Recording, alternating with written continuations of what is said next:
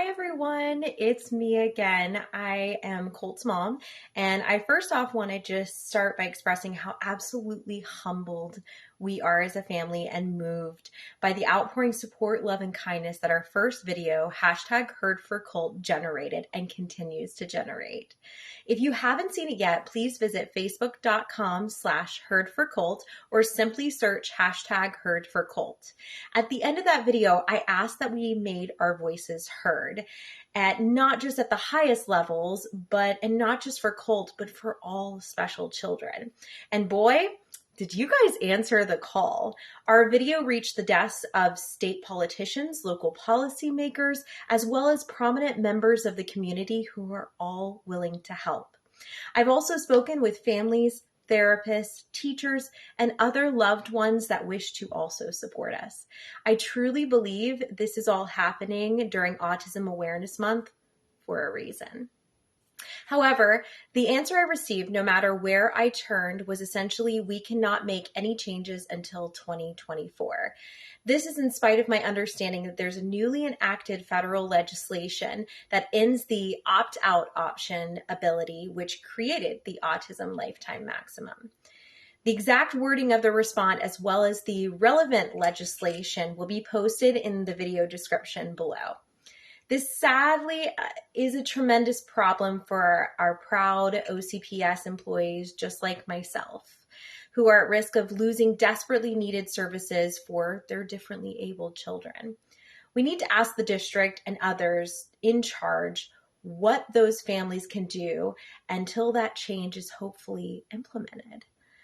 Therefore, I am honored to speak before the board on Tuesday, April 11th, next week, at 3:30 p.m. at the Ronald Blocker Educational Leadership Center, located at 445 West Amelia Street in downtown Orlando.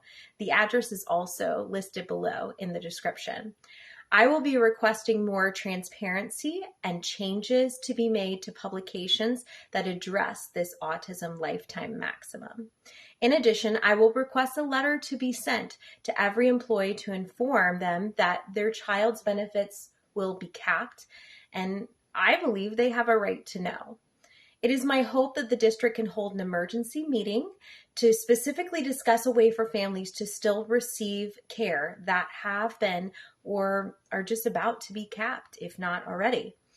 Y'all, this has been happening for 13 years. I want to ask our current school board if they are the ones to stand with us and be heard.